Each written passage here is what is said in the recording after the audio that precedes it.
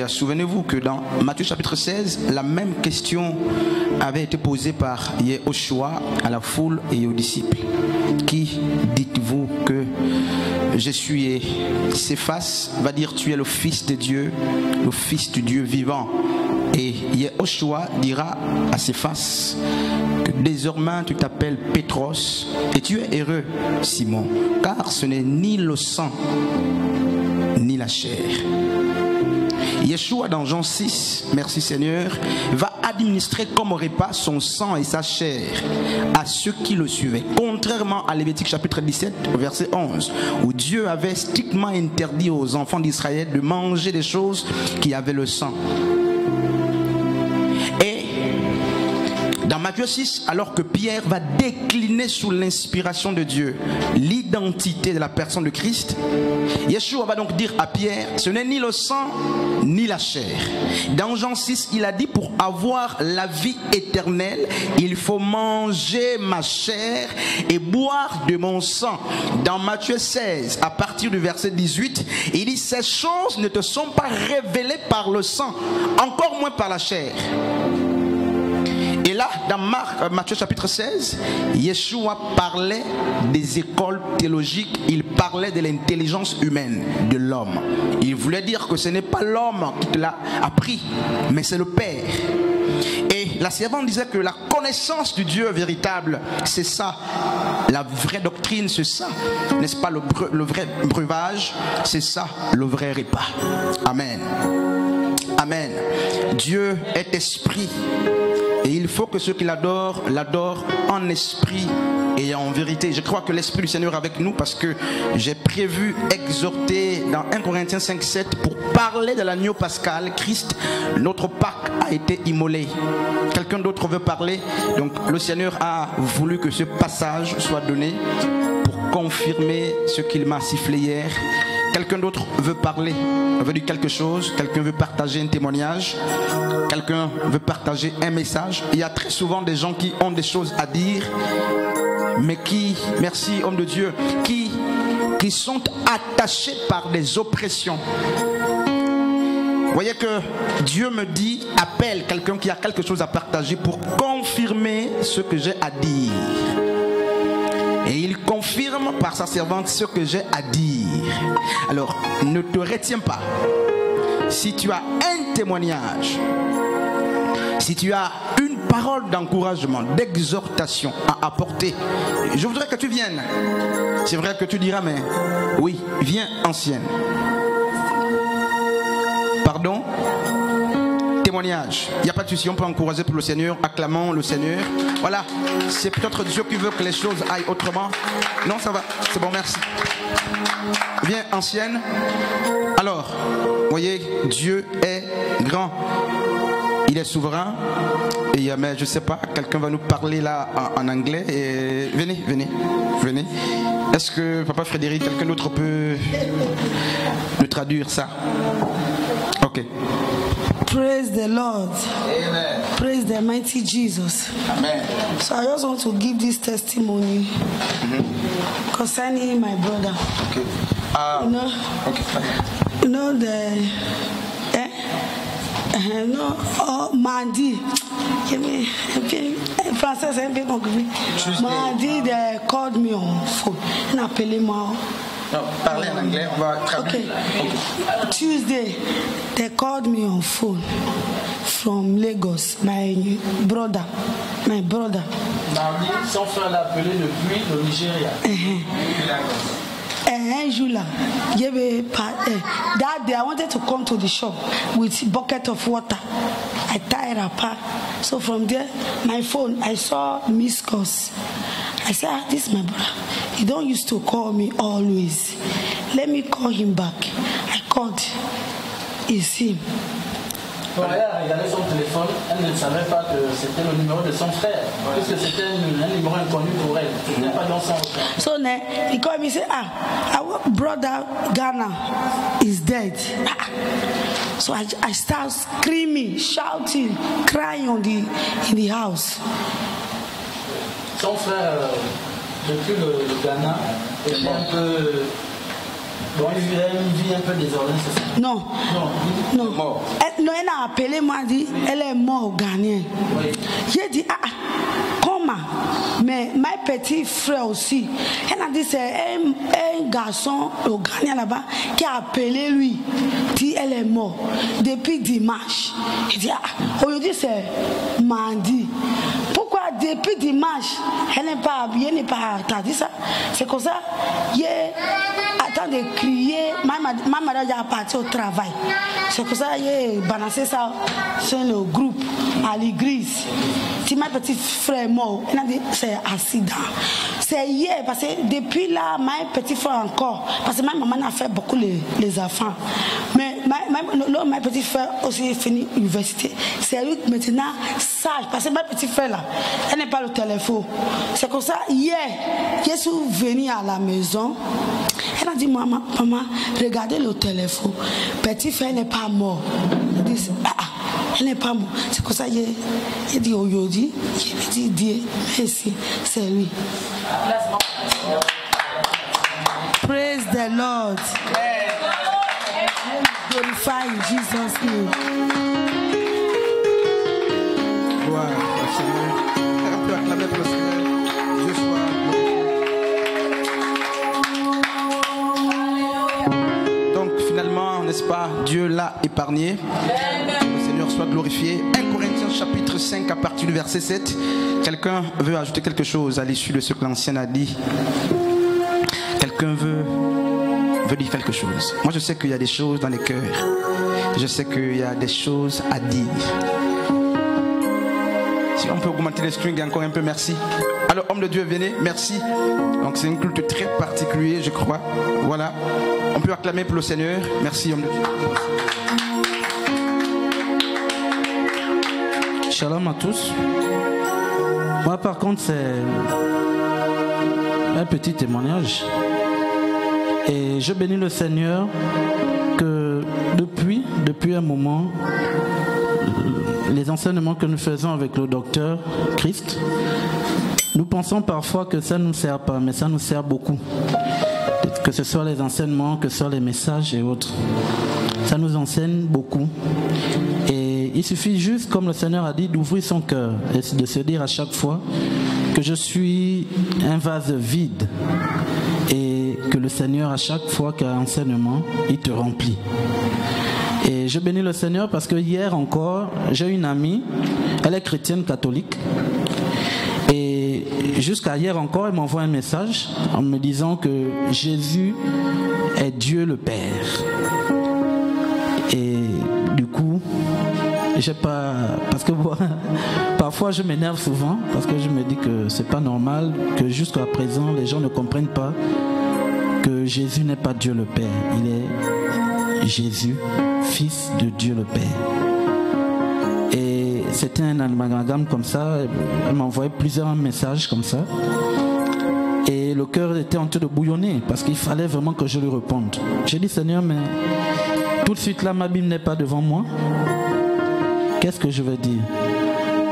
Et le Seigneur m'envoie directement à Jean 17. Lorsque nous lisons la part de Jean 17, je vais rapidement lire, docteur, je ne vais pas abuser de votre temps.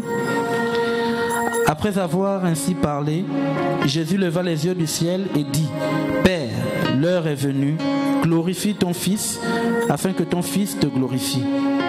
Selon que tu lui as donné pouvoir sur toute chair, afin qu'il accorde la vie éternelle à tous ceux que tu lui as donnés. Or, la vie éternelle, c'est qu'ils te connaissent, toi, le vrai Dieu, et celui qui t'a envoyé Jésus-Christ, que tu as envoyé Jésus-Christ. Je t'ai glorifié sur la terre, j'ai achevé l'œuvre que tu m'as donnée à faire. Enfin, je lui ai donné ce passage-là et je lui ai posé seulement une seule question. D'après toi, ma sœur, que penses-tu? Qui penses-tu que Jésus est en train de parler? Quoi, il est en train de parler à lui-même, ou bien il est en train de parler à Dieu son Père? Et la sœur, jusqu'à présent, elle ne m'a pas encore répondu. Peut-être que je vais me connecter, elle va répondre. Mais ce n'est pas la première fois qu'elle et moi on parle de ce sujet-là. Elle a toujours confondu les choses. C'est juste pour dire que les messages que nous recevons, les enseignements sont bénéfiques. ça nous permet en fait d'éclairer les autres qui pensent encore autre chose, qui pensent que jusqu'aujourd'hui que Jésus est Dieu le Père. Nous avons été enseignés grâce à Dieu par le docteur Christ, et aujourd'hui il nous revient pleinement d'enseigner et de donner ce que nous avons reçu à nos frères et sœurs autour de nous. Et aujourd'hui, quand elle me l'a dit, c'est vrai, j'étais vraiment fâché. J'ai dit, mais c'est pas possible. Comment les gens ne comprennent pas que c'est Dieu, Père, Fils, Jésus, Fils. Dieu, Père, Jésus, Fils. Donc nous avons le Père et le Fils. C'est différent. Donc, juste nous encourager à continuer à écouter les enseignements qu'on nous donne et de nous les approprier, parce qu'on ne sait pas qui veut venir devant toi te poser des questions, et avec le temps d'enseignement que nous avons, nous sommes dans le temps de pouvoir retransmettre cela à nos frères et sœurs. Voilà un peu le témoignage, docteur, et je bénis le Seigneur pour cette œuvre. Gloire à Dieu. Jésus, n'est-ce pas, Fils de Dieu. Et dans Apocalypse chapitre 5, Jean a vu le Père assis et le Fils venant prendre le livre entre les mains du Père. Jésus est le prolongement du Père. 1 Corinthiens chapitre 5 à partir du verset 7. Je vais lire pour quelques minutes. Si l'homme de Dieu peut nous mettre un peu de swing là-bas. Je vais lire ici. Purifiez-vous. Donc 1 Corinthiens chapitre 5 à partir du verset 7. 1 Corinthiens 5, 7. Purifiez-vous du vieux levain afin que vous soyez une pâte nouvelle. Puisque vous êtes sans le levain, car Christ votre Pâque, Christ notre Pâque a été immolé. Christ, l'auteur ne dit pas la fête de Pâques a été célébrée. C'est vrai que on va pas enseigner sur la Pâque. J'ai 30 minutes par là. Pour l'arrière-plan, Lévitique chapitre 23 nous présente les 7 grandes fêtes d'Israël. Et la fête de Pâques qui était célébrée le 14 du mois de Nissan. Donc ça variait entre mars et avril en fonction de l'année. Donc parmi les 23, les 7 fêtes d'Israël ou les 7 fêtes juives décrites dans Lévitique chapitre 23, apparaît la première fête, une des premières fêtes, la fête de Pâques.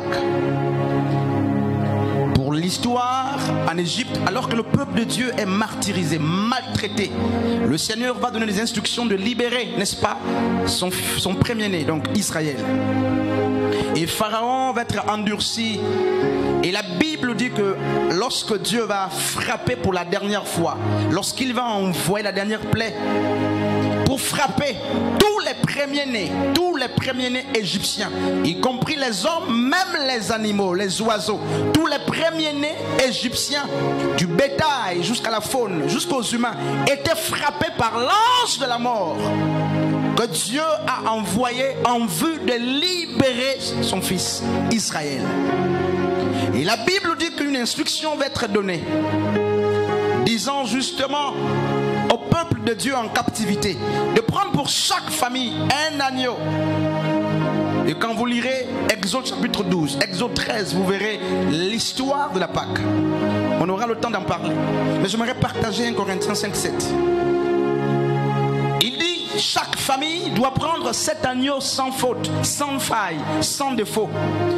Mangez-le de sorte que le sang soit mis sur les linteaux. Que le sang de cet agneau soit mis sur les linteaux des portes. Lorsque l'instruction a été donnée, le Seigneur n'avait pas regardé l'état de cœur des gens. Lorsque Dieu donne cette instruction, il n'a pas regardé le sexe, il n'a pas regardé, n'est-ce pas, le niveau d'instruction, il n'a pas regardé qui était en phase ou non. Il a dit, prends pour ta famille un agneau et que le sang de cet agneau immolé soit mis sur les linteaux, de sorte qu'au passage de la mort ou de l'ange de la mort, tous ceux qui avaient pris le soin d'obéir à l'instruction de Dieu étaient épargnés de la mort. Et lorsque Moïse dans Exode 12 va, n'est-ce pas, instituer ouvertement la fête de Pâques, rappelez-vous que le peuple mangeait l'agneau. Un agneau, en hébreu on a dit un agneau mâle ou homme, l'image de Yeshua. Il devait manger cet agneau avec de l'herbe amère. Avec de l'herbe amère. Et la fête de Pâques fait partie donc des fêtes de pèlerinage. Et la servante de Dieu lisait Jean chapitre 6 et des questions se soulevaient. Depuis quand est-ce qu'on ne mange plus la Pâque ou le repas du Seigneur? Pourquoi ne mange-t-on plus le repas du Seigneur? Je sais qu'il y a des chrétiens qui peut-être veulent formuler ce souhait. Mais pasteur Christ, où est la Pâque? Parce que depuis vendredi, là, il y a des vendredis saints, j'ai suivi un peu. Il y a des veillées qui se font samedi et tout ça. Ils disent que Jésus est certainement mort vendredi et ressuscité un dimanche. C'est qu'il ne peut pas coller avec les paroles bibliques parce qu'il devait faire au moins 3 jours dans la tombe. Un mensonge catholique. Et j'ai vu des gens dans des veillées en train de prier, ce qui n'est pas mal, depuis vendredi. J'ai vu des gens en train de célébrer la Pâque avec des vêtements rouges, blancs pour d'autres, rouges pour certains. Je dis, oh Seigneur, sois glorifié. J'ai vu des gens se pomponner, abandonner les foyers, abandonner les ménages. Mais ils sont en train d'aller fêter, d'aller célébrer Pâques dans une église. Oui, nous sommes fidèles aux traditions de Père. Mais rappelons-nous, hommes et femmes de Dieu, que la Pâque juive s'est accomplie avec le sacrifice de Christ. Rappelons-nous que la Pâque juive a eu son effectivité avec la mort de Yeshua. Et quelque temps après justement la mort, avec les premiers chrétiens, ils vont créer une autre Pâque. La Pâque chrétienne inventée pour célébrer la résurrection de Christ. Les Juifs ne célébraient pas la résurrection. C'était l'immolation de l'agneau. En Égypte, Dieu a dû tuer tous les premiers-nés. Mais l'accomplissement de la Pâque, aucun homme n'est mort. Dieu a offert son premier-né. Frères et sœurs, et à l'issue de cela, Jean 6, je n'ai pas envie de lire ce texte, n'est-ce pas? On a lu, sinon je vais tirer. Luc 22 nous présente le secret de Yeshua avec ses disciples. Ils vont se retirer pour préparer la Pâque. Et la Bible dit qu'ils étaient là 12. Yeshua n'a pas appelé la foule pour célébrer ou pour préparer la Pâque. Yeshua n'a pas appelé les enfants pour célébrer la Pâque. Yeshua n'a pas appelé les inconvertis pour préparer la Pâque. C'est ce qu'on fait dans nos églises, où tout le monde a droit